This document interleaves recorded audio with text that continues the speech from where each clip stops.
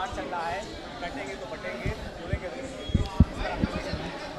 मैं तो उस पर बात रख चुका हूँ कि पढ़ेंगे तो आगे बढ़ेंगे। डॉक्टर बाबा साहब अम्बेडकर ने कहा था, शिक्षित बनो, संगठित रहो, संघर्ष करो। तो हम लोग जागरूक करें लोगों को और वो अपने अधिकारों के प्रति जागरूक हों, तैयार हों अपने छिने हुए अधिकारों को लेने के लिए।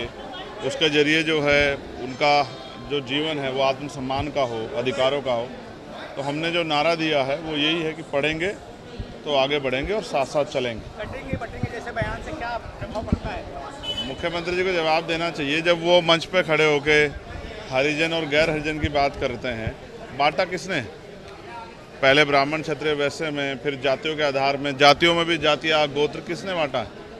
आप जानते हैं कि ये सब जो है जिन लोगों ने व्यवस्था बनाई उन्होंने ही बांटा है। बटे हैं सच में। अब जब इस व्यवस्था कैसे तो भी कटते थे, तो भी मरते थे, तो भी बिना अधिकार के रहते, तब भी जुल्म सहते थे, अभी भी सह रहे हैं।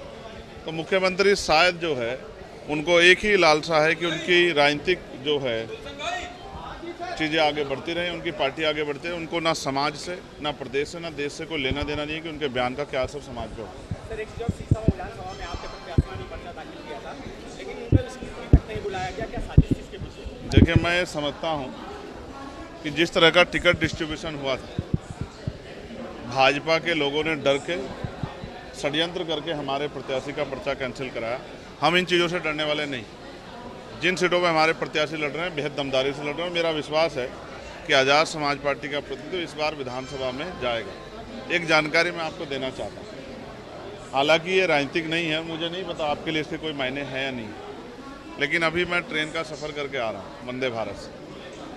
C3 जिस बोगी में मैं था, जैसे ही ट्रेन ने बुलंदशहर क्रॉस किया, किसी असामाजिक तत्व ने ट्रेन पर पत्थर फेंका, जिसमें मुझसे आगे 2-3 जो चेयर्स हैं उनके आगे वाले जो एक यात्री थे, उनका शीशा चकनाचूर हो गया, उनको चोट भी लग सकती थी।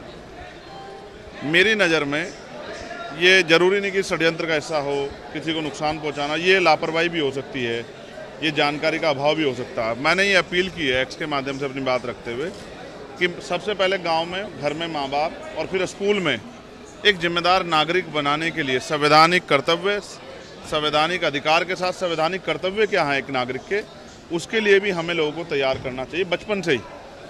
रेलवे की संपत्ति जनता की संपत्ति है, देश की संपत्ति। देश की संपत्ति की सुरक्षा करना एक जागरूक नागरिक का अधिकार है, कर्तव्य है। तो इसलिए मैं देश के जो संविधान में आस्था रखते हैं, जो मुझ में आस्था रखते हैं, जो इस आंदोलन में आस्था, उन सबसे अपील करता हूं कि कभी भी ऐसे किसी कृत्य का हिस्सा ना बने जिसमें देश की संपत्ति को, सरकारी संपत्ति को नुकसान हो या किसी का भी नुकसान हो। ये अच्छा नहीं है। मैं रेल मंत्री जी से, केंद्रीय रेल मंत्री जी से और प्रशासन पुलिस से ये मांग करता हूँ, करोड़ों रुपए का नुकसान भी रेलवे का हो रहा है, जनता का नुकसान है। तो कभी कभी गैर जिम्मेदारी में, लापरवाही में हम अपना ही नुकसान करते हैं। तो इन सब चीज़ों से दूर रहना चाहिए। इसका नुकसान होगा, कल उन पर कार्रवाइयाँ होंगी।